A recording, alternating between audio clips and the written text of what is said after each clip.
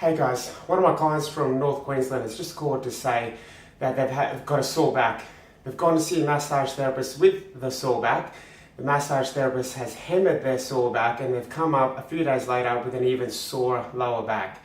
Now, if you go to see a therapist for a sore lower back or whatever area of your body that's injured, and all they do is spend their treatment time on that sore area, assess whether or not you need to go back there again. Assess if you're getting results. Where it's sore is not where the problem is. That's just where the body has waved a red flag and it says, I surrender, and that's where it's just panicked and caused a big spasm. Now, the problem of this poor guy was that his hips were sore, he's got weak abdominals and weak gluteals. So here's a couple of drills that I did for him. If you've got a sore back, try them yourselves. We're going to roll into a pelvic tilt. So belly button in, we're going to thrust our hips. We'll immediately feel a stretch in our hip flexor. My toes are curled under. I squeeze the bottom of the leg that's down and I'm gliding forward into a hip flexor nerve glide. And we're looking for about 8 to 12 little glides through that area there. Repeat on both legs once or twice. If you have time, look at doing some trigger points through your hip flexors. Following on from that, we're going to work into a sural and perineal nerve glide of our lower legs.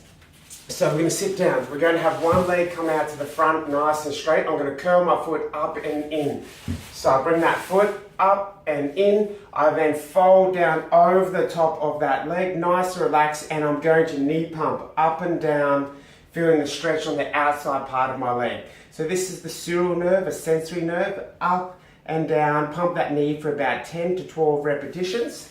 The next drill is the motor nerve, so it's the perineal nerve. We're going to point those toes, we're going to bring them in, we then squeeze our toes and curl them in, roll down again. Chances are you're going to get a cramp on the inside part of your foot. Knee pump, up and down about 10 to 12 times.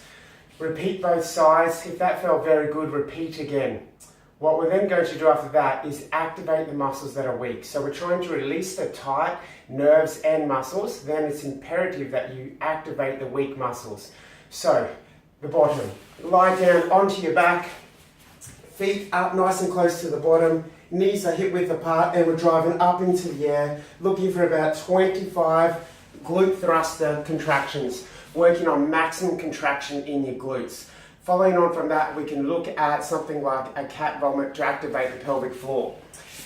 Hands under shoulders, knees under hips. From here, I take a nice deep breath in and I fill my belly up full of air, then I blow my air out all the way up and I arch up into the air, creating a massive, as strong vacuum as I can, really working on that abdominal brace and contraction.